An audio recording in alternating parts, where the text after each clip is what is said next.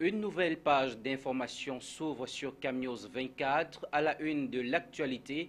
Forum amical des délégués régionaux de Garoua, les responsables administratifs régionaux du Nord ont tenu une réunion. Objectif redéfinir le rôle des principaux acteurs dans le processus de développement.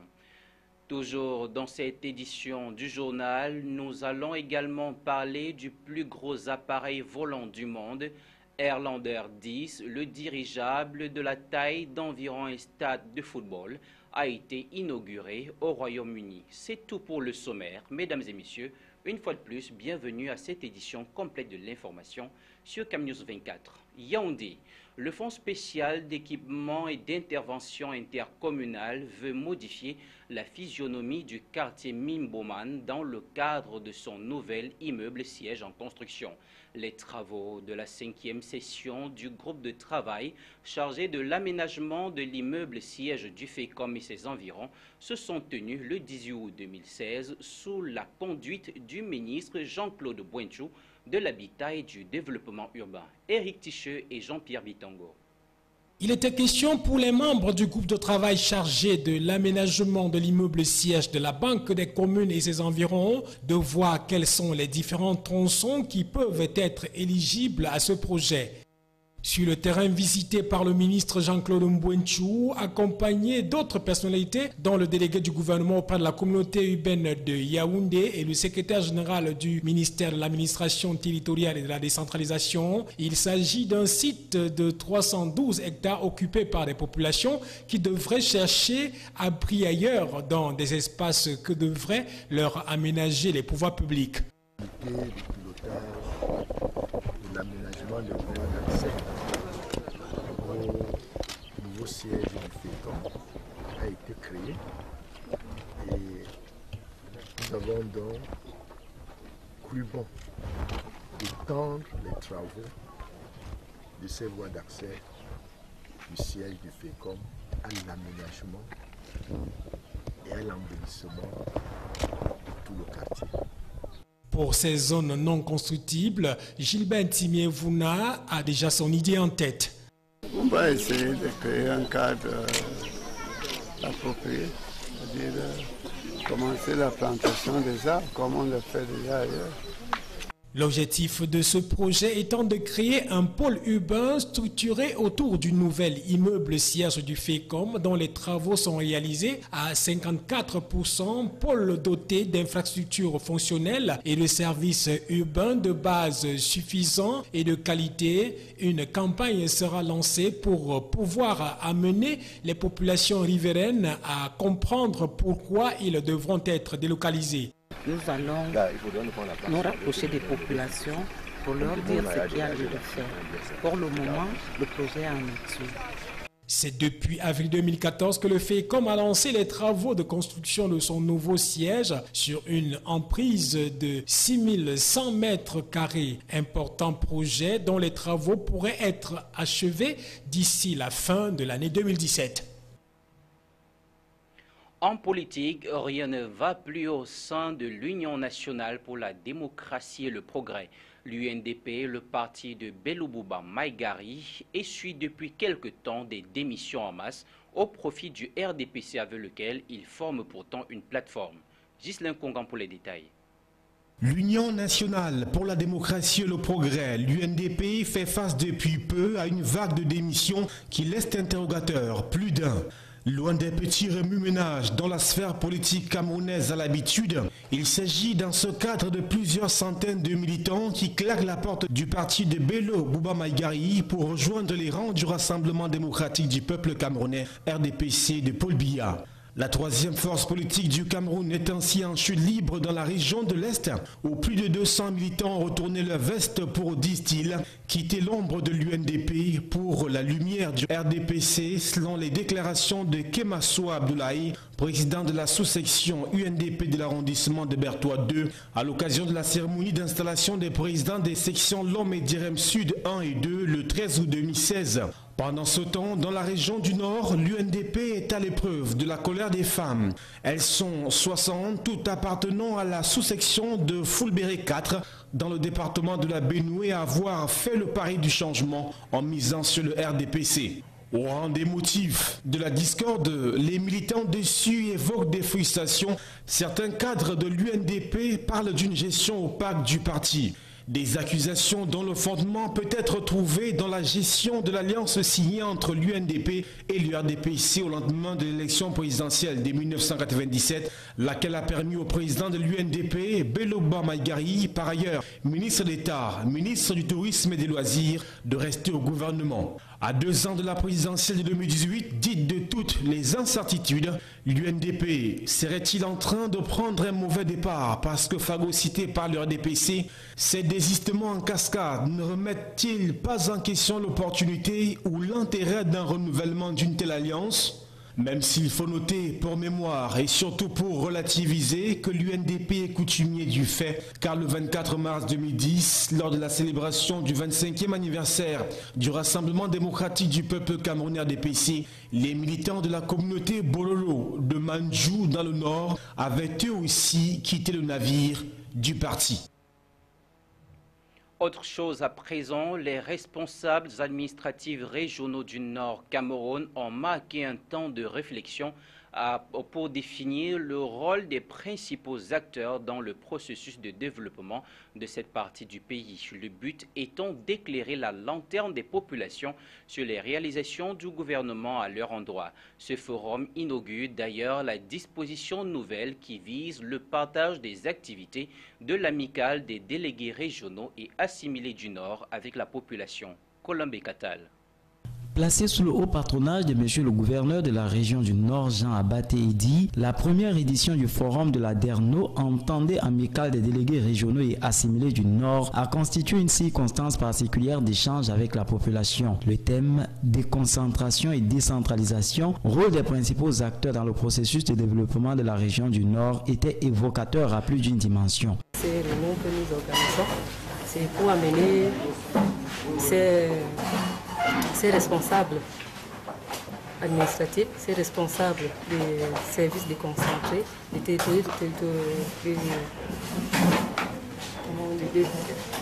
responsables de l'équité territoriale décentralisée, d'exercer réellement leur rôle afin que la population puisse en bénéficier. Habitués aux traditionnelles réunions mensuelles d'imprégnation au fonctionnement des institutions du gouvernement et administration publique, les têtes pensantes du Nord ont jugé bon d'apporter leur marque pour le développement et partant de la lutte contre la pauvreté dans cette partie du pays. À travers ce forum, l'objectif d'Aderno est d'édifier la population sur la mise en œuvre de la déconcentration et la décentralisation par l'État, une mesure qui est la responsabilité des collectivités territoriales décentralisées par le transfert de certains pouvoirs, la gestion des crédits budgétaires de l'État, afin d'en faire bénéficier la population à la base. Les participants ont été édifiés par des exposés sur ces deux concepts qui jusqu'ici tardent à prendre corps. Les échanges plus que fructueux et constructifs des travaux de Garoua ont permis aux uns et aux autres de savoir le rôle qu'ils ont à jouer.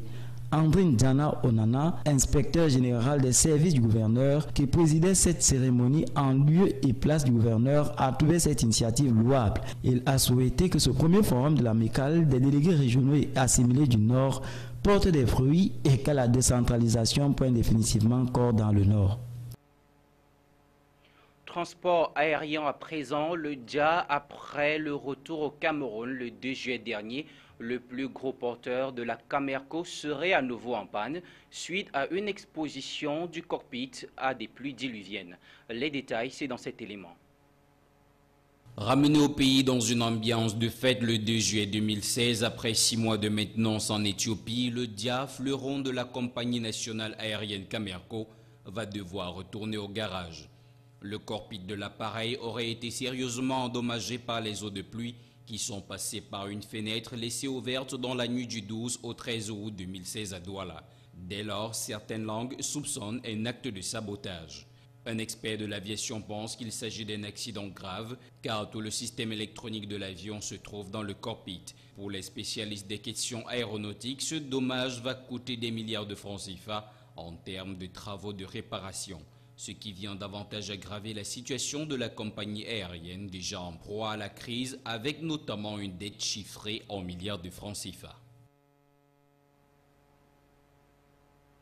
Parlons agriculture à présent. Le cacao est l'un des aliments les plus connus à travers le monde de son nom scientifique Theobroma cacao, fruit du cacaoyer.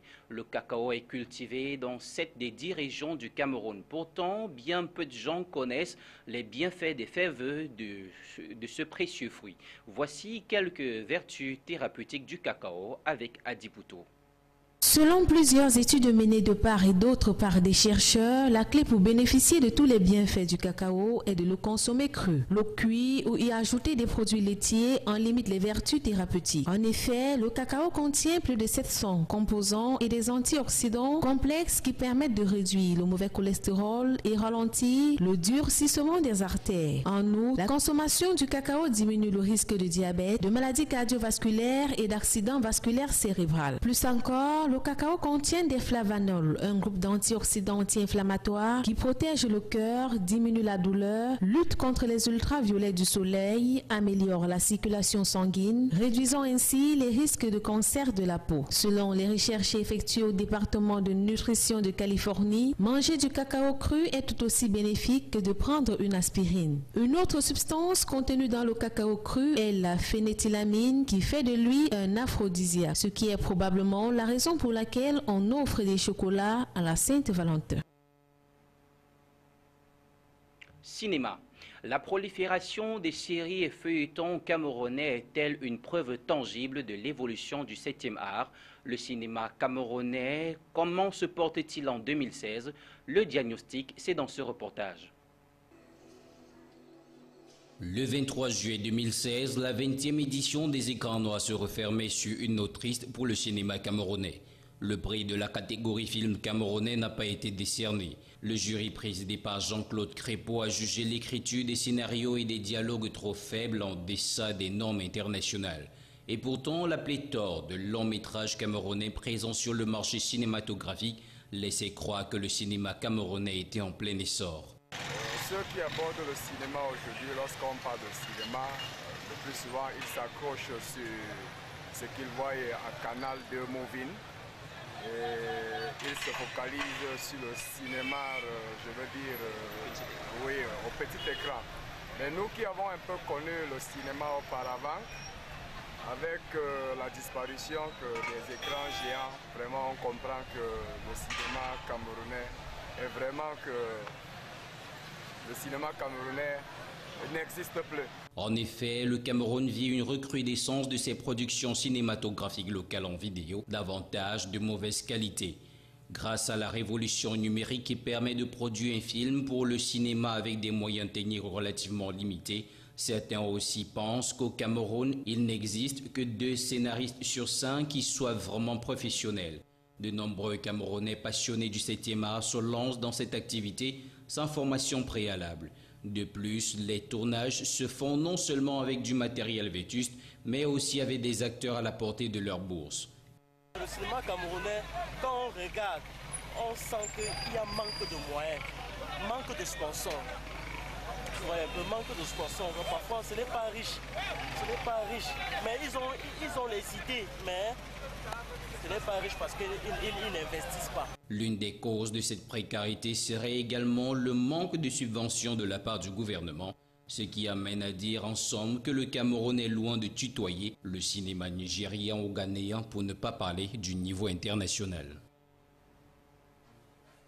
À l'étranger à présent, se moderniser sans mettre de côté la tradition, c'est l'un des défis de la société gabonaise. Le système de santé publique associe à la fois les valeurs traditionnelles et modernes dans un milieu où les croyances sont davantage développées et diversifiées. Reportage.